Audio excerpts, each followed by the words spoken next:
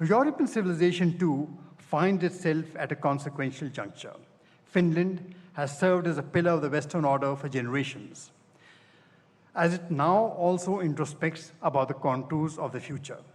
Finland's journey, shaped by geography, by resilience, by strategic clarity, in the most difficult of circumstances, offers a particularly relevant lens for examining questions of sovereignty, security, and cooperative multilateralism.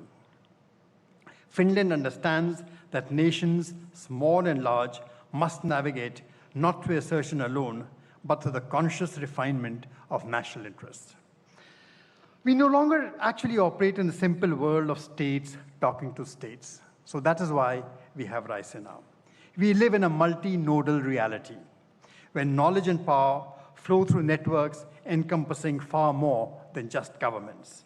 And at the Raisina dialogue, our attempt is to gather all such nodes together for 3 days, to create a space where policymakers, practitioners, scholars, and innovators deliberate without artifice. In an age defined by fragmentation, we present a platform to test ideas, to listen as much as to speak, to realize that tomorrow need not be shaped by the anxieties of today. The task before us is not merely to interpret change, but to shape it collectively so that our shared civilizational confidence can come together to do better than simply react. So I invite all of you over the next 3 days to engage not as prisoners of the groove, but as irrigators of new possibilities. With that, I present His Excellency Dr. Alexander Stubb, the President of Finland, to give us the benefit of his thoughts. Dr. Stubb, the floor is yours.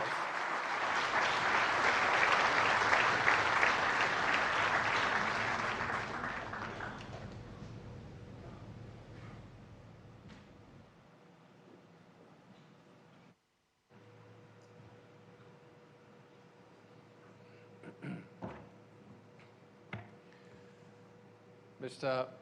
Prime Minister, Ministers, Excellencies, ladies and gentlemen. It's a great honor to be here today inaugurating the Raisina dialogue.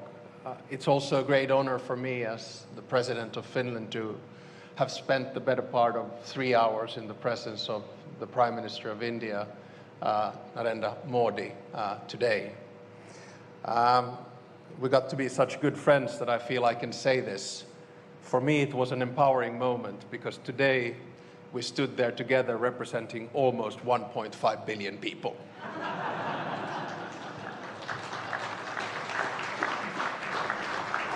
And I'm sorry the speech is going to go only downhill from here. During the past decade, it's been remarkable to see how Raisina has developed into one of the foremost platforms for strategic thinking and global engagement. And I think for that, we should all be thankful to both Minister Jai Shankar and Samir Saran. The fact that you've been able to do this in 11 years and gather such a distinguished group with some flight problems getting here, I think is remarkable. So congratulations for that. Let me take some 20 minutes of your time and begin by the following.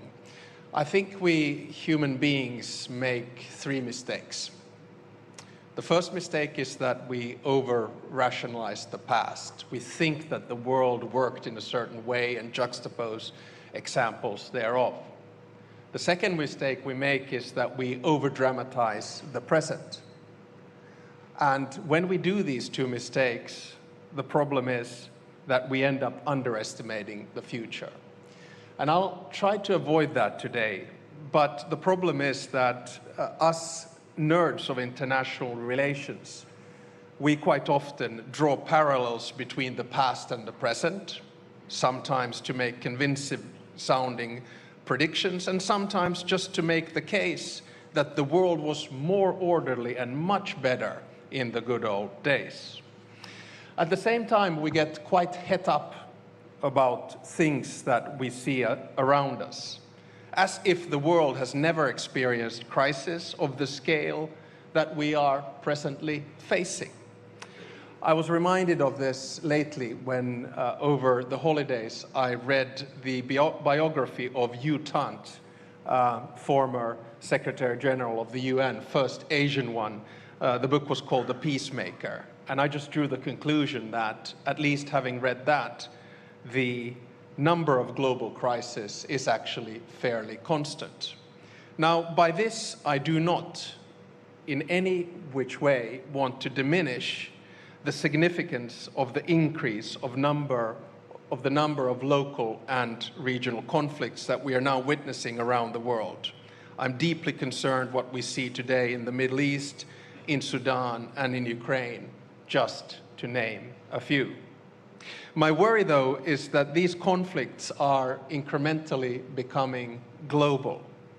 And my aim today is to try to find a pathway back to an international order in which institutions, norms, and rules are respected. Without a functioning world order, power vacuums will be filled by raw power, rogue behavior, and predatory hegemons. So today we hear assessments that the rules-based world order is dead, that a wrecking ball is destroying all of the international institutions and rules that have been built since World War II, and that the rupture of the old system is inevitable. Sure, we're living through a major challenge in world politics. Sure, the old order is being challenged, questioned, and attacked. But I would argue against a binary, everything is lost kind of a view. I think the reality is actually much more complex. I really liked Mark Carney's speech in Davos, and Mark was here on a visit as well a few weeks back. And I sort of want to build on his speech here today. But instead of only describing what is presently wrong of the global order, or disorder as the case might be, or longing back to the good old days, I think we should set our sights on the future. We should strive to provide concrete normative proposals on how to fix the global order and make it work better for all. That is not idealism, but it is motivated by interests and realism.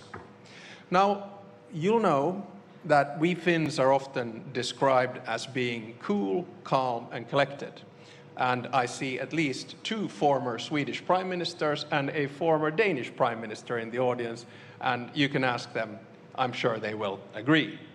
Now, when the going gets tough, a Finn goes in the sauna and takes an ice bath.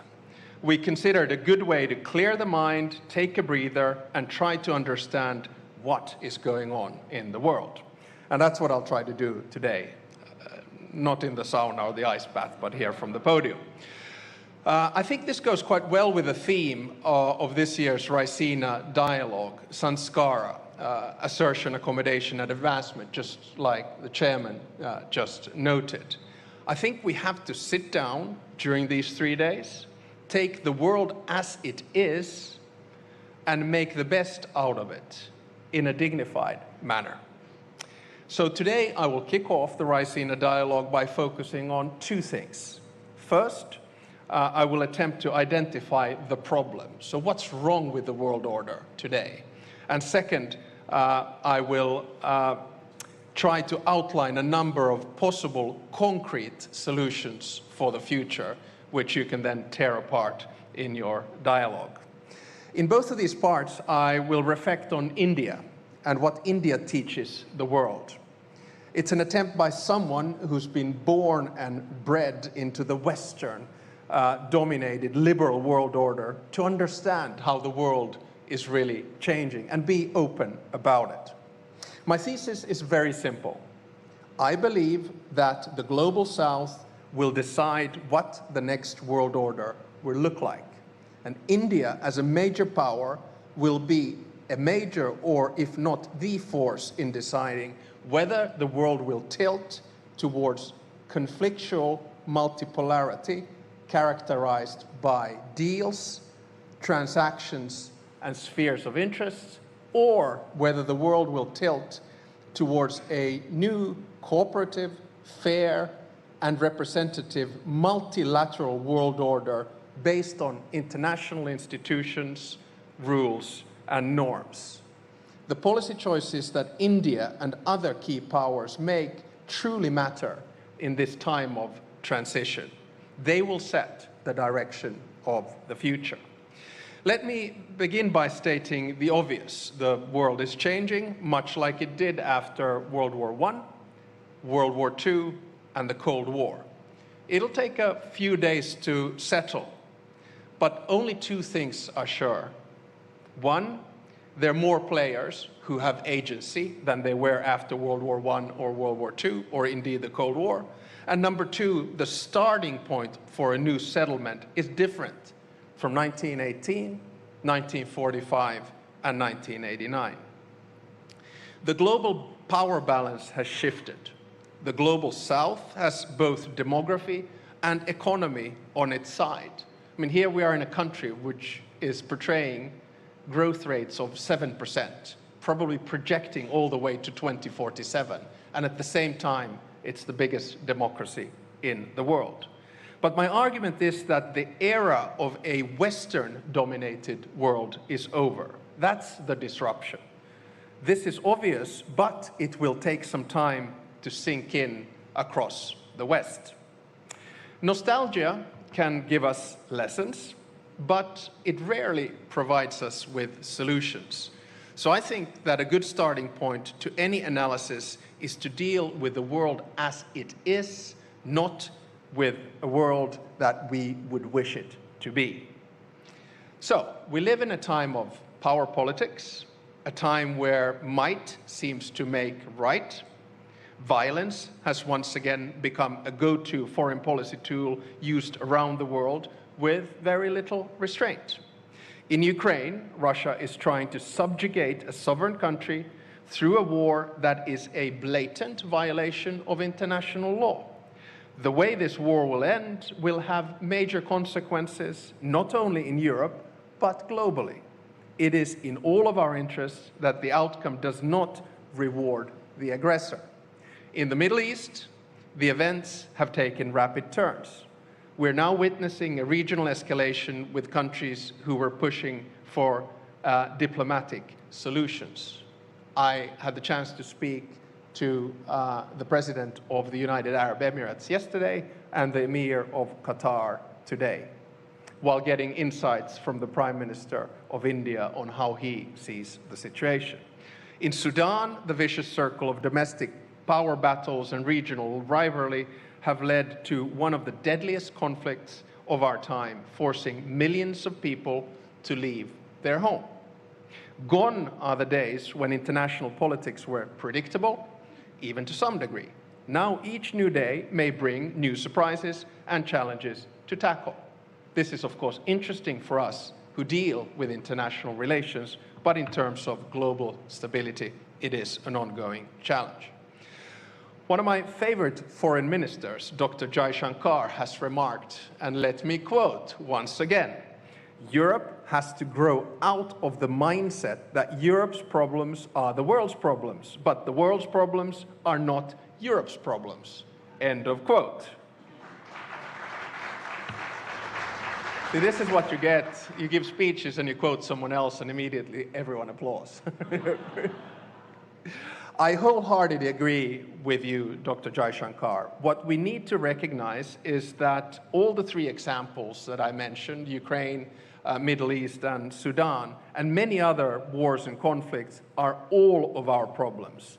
We need to work together to solve them. We can see the effects of Russia's war of aggression in Ukraine on fertilizers, on oil prices. The same thing we're now seeing, of course, with the ongoing conflict in the Middle East. Now, does all of this mean that the liberal world order, the one we created after World War II, is dead? No, it doesn't. The fact that the rules are broken does not make the whole system null and void. any more than someone getting caught for speeding makes speeding limits irrelevant. If we give up on international rules, the current world order would collapse. But we are far from that. Now, none of the previous world orders have been perfect. We should drop the illusion of a utopian order in which all 200 nation states of this world live in harmony, peace, and eternal love. Instead, we should try to figure out how best to contain power in an imperfect world. When I say we should drop the illusion of a perfect order, I should probably specify. I mean we in the West. To us, the change we're living through has come as somewhat of a shock. History didn't end as many expected in 1989. For decades, we got to enjoy relative peace and stability, functional global supply chains, and stable alliances. At times, we offered advice and criticism from our ivory towers to those faced with a different reality. Now, our holiday from history is over. Instead of preaching and teaching, it's time for us to learn from others, and India would be a good starting point. India has been under no illusions. For your entire independence, you have based your foreign policy on a pragmatic and realistic worldview. You've showed the rest of the world what strategic caution and safeguarding autonomy means, all the while championing multilateralism and global cooperation.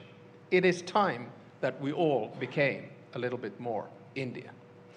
Whether you call it non-alignment or multi-alignment, you've been careful not to rely solely on the goodwill of one partner or bloc.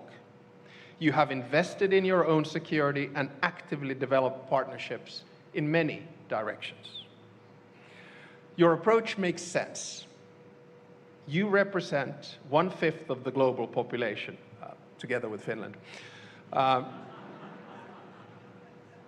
And you cannot be a mere follower. You have to be an active and independent actor. The Europeans have now also been taught a lesson from India. Passivity is not a strategy. We have to develop our capabilities, avoid harmful dependencies, and strengthen our global partnerships. And we have to continue investing in our alliances. Indeed, for a country like Finland, the collective security that NATO provides is a necessity. The economic clout that the EU projects is a must. Despite not being part of a formal alliance, India does not isolate itself. Quite the contrary. Your power is based on active engagement. A timely example of this is, of course, the EU-India strategic partnership that took major steps forward earlier this year with the conclusion of a comprehensive free trade agreement and the launch of a security and defense partnership. I think this was huge. This agreement and the other major trade agreements signed by both India and the EU in the past year underline the fact that we still believe in multilateral cooperation and the benefit that it brings. Our deal is not just the mother of all deals, but a strategic choice and a gesture that opens up a new era in our relationship. Together, we're building a partnership that can set an example to the rest of the world. A partnership that is built on mutual respect and common interest and serves to strengthen the multilateral system, not to undermine it. We refuse to believe that future will only belong to, say, 2 great powers, while the rest of us are left to choose our sides. This does not hold true now, and it will not hold true in a decade or 2. We should not allow it. So, let me then move on to my second part. So, a few concrete suggestions on how we can begin shaping the new world order. Some of the proposals are of substance and others are of process. India and Finland, we might be geographically different, but we understand what it means when power goes unchecked. We have both gone through difficult periods in history and fought for our democracy, equality, and sovereignty. We don't want to see these values forgotten. Finland's foreign policy is based on what Samir Saran noted earlier, values-based realism. We stand by our values that we consider important and central to us: democracy, equality, justice, human rights, and freedom, just to name a few. At the same time, we are ready to engage in a dialogue and cooperation with countries that do not necessarily share our values.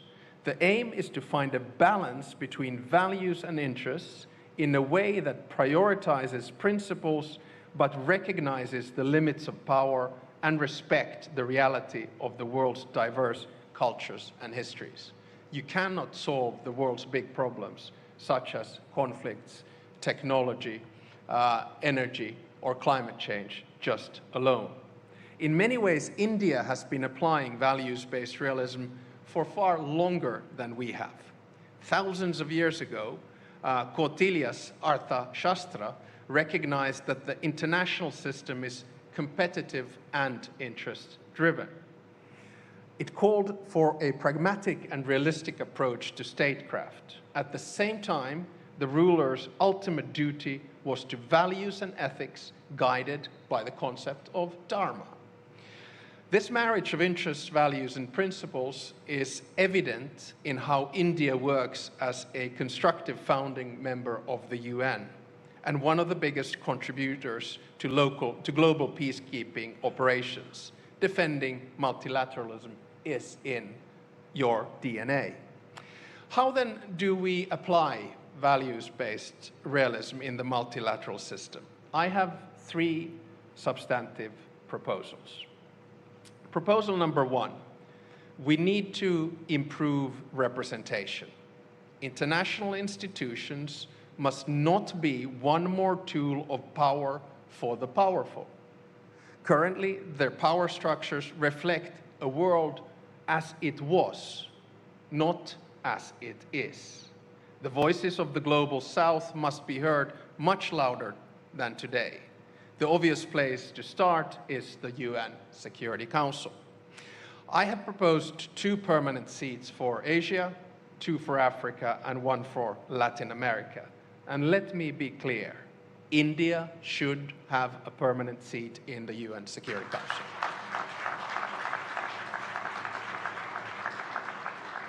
Equally, we should reform the Bretton Woods institutions. The countries where the future of the world economy is made should have a bigger say. We also urgently need to reform the WTO to work better for all of us. Currently, the rules-based trade system is not delivering as it should, and trade is being wielded as a geopolitical tool, an instrument of power. In this area, India's leadership is needed. Second, we must create rules and norms that bring stability but allow for diversity. Technology, especially AI regulation, is a test case. AI is a life-changing technology. It is the first technology that can be seen to have agency on its own. We're creating something new, and we have to make sure that what we create works for all. For that, we need common basic rules and guardrails. But we also need to acknowledge that the different realities around the world, different systems, create very different threats and opportunities. So new technologies should not deepen the digital divide between the developed and the developing world. They should bridge it. And in my mind, India is both a driver and a bridge of AI and technology. This is a field where you showed leadership recently in the AI Impact Summit. I could not agree more with you, Mr. Prime Minister, when you said in your address at the summit that AI will only benefit the world when it is shared. Third, we need to accept local and regional solutions while developing our joint international institutions. These 2 layers, local and global, can live side by side. My point is that for international institutions to survive, we need to strengthen regional integration globally. Mercosur, ASEAN, the African Union, the GCC, and the EU, and many others are examples of organizations which are good at dealing with regional challenges. Regional organizations are at their best when they support the multilateral system and amplify the voices of their members in the international arena. I add that victims of war cannot wait for perfect institutions. We have to push for solutions in an imperfect world. Global phenomena such as climate change, migration, have local impacts. They require solutions. Overall, we need to approach that foreign policy in what I call dignified foreign policy. We have to create an atmosphere of dialogue and engage with each other on an equal footing with respect. By reforming the multilateral system to better reflect the realities of today, we have a chance to save it. At the same time, we have to hold on to the core principles of the system as it was built. Those principles are enshrined in the UN Charter, prohibition of the use of force, and respect for sovereignty and international law. And this applies to each and every one of the 193 members of the United Nations. So to finish, let me make a procedural proposal on how to try to get things back on track. The foundations of the United Nations were built in San Francisco, much like the framework for our global financial system was built in Bretton Woods. I think what the world needs now is a new San Francisco moment. A moment where world leaders come together in the spirit of cooperation to think long and hard how to reform the international institutions that have served us since World War II. We need to rebalance the world order. We need to agree on the principles on which we can find common solutions to common problems. And if I may, my procedural proposal is that we should have a new Delhi moment. In other words, that India gathers world leaders here in Delhi and begins the process of looking what happens after wars. So in conclusion, it is in our interest to make the international system more inclusive and fairer while maintaining its core values and principles. The division of power is a political reality. Some have more, others less. How one uses power is a political choice. We can choose multipolar, opportunistic competition, or we can choose mutually beneficial, multilateral cooperation. Now, us Finns, we are known for 8 years running as the happiest people in the world. Although I have to say that one would not necessarily draw that conclusion from a Monday morning tram ride in Helsinki in November, but statistics tells us that we're happy. Now, Indians, on the contrary, are smiling people.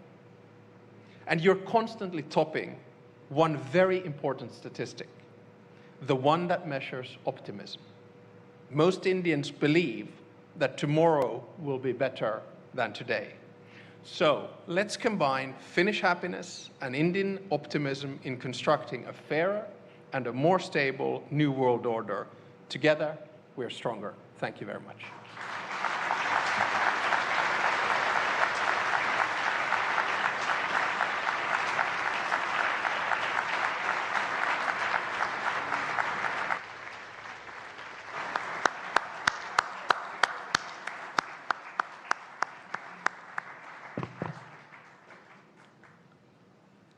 Thank you, Mr. President. Now may I invite His Excellency Dr. S. Jaishankar to propose the vote of thanks.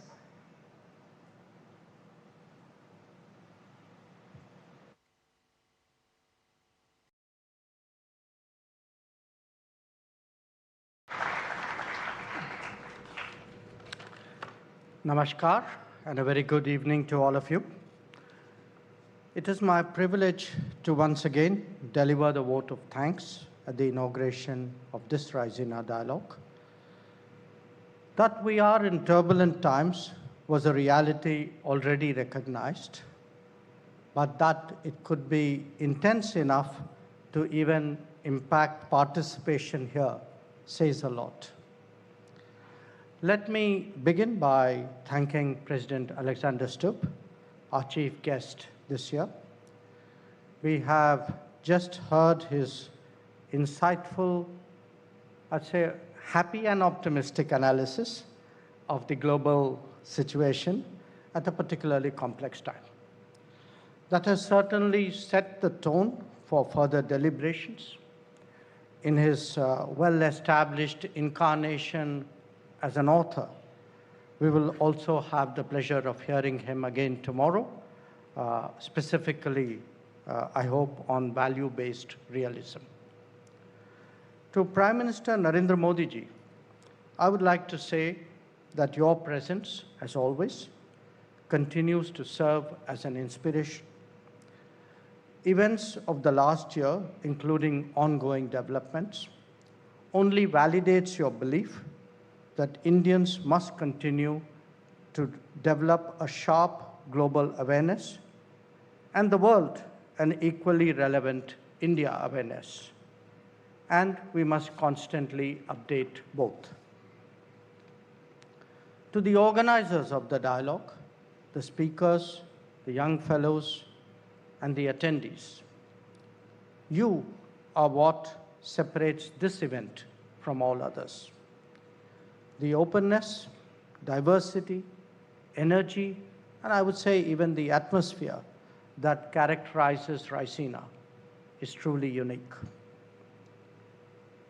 Ladies and gentlemen, our discussions over the next few days will be about new capabilities, military, economic, energy, human resources, and above all, technology. AI particularly awaits us. It will also be about two new mindsets: the greater propensity to take risks, equally the growing resolve to de-risk and diversify. And three, it would be not least about habits and assumptions, where they still apply and where we need to get over them. With that in mind, let us collectively assert, accommodate, and advance. I wish you all a very, very productive dialogue, and thank you for joining us this evening.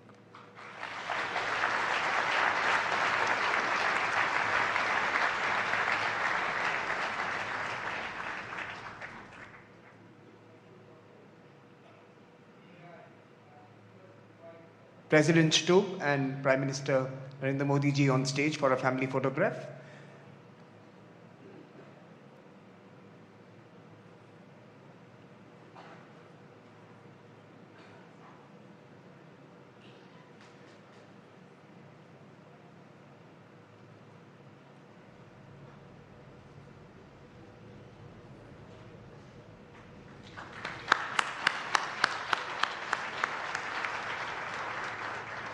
The dignitaries will exit the room. May I request you all to remain seated as they leave the hall.